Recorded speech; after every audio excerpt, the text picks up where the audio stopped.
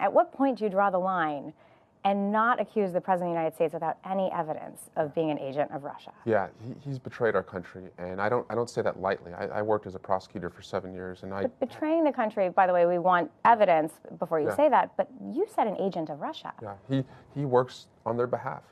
Since he met with Vladimir Putin in Helsinki in July, where he took the interpreter's notes, hasn't told any U.S. official what they discussed. He has taken us out of Syria, which is a top priority of Russia. He sought to diminish or pull out the U.S. from NATO.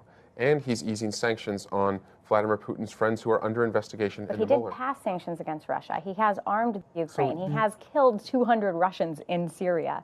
I mean, those aren't the actions of an agent of Russia either. He signed, I think, begrudgingly sanctions against Russia after Congress and people expressed concern, and he got backed into it. But as soon as he could, he has pulled those away.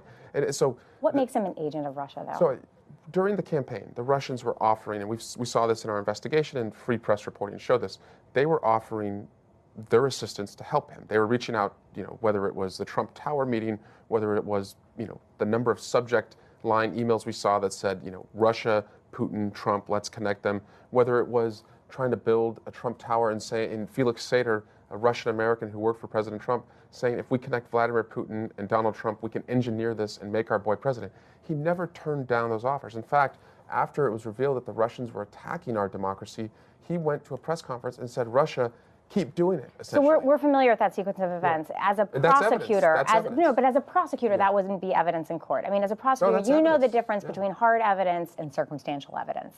I think an admission by a defendant is the most powerful evidence, and asking somebody to continue to commit a crime after they've already committed a crime. I mean, that is eagerness to collude. I don't know what else to call it. And then I think you have consciousness of guilt by all of these follow-up, cover-up actions. Again, people only tell someone else to lie. People only lie themselves. People only obstruct justice if they're afraid of what the underlying truth would reveal. Still not hearing the evidence that he's an agent of Russia. Yeah, I think it's pretty clear. It's almost hiding in plain sight.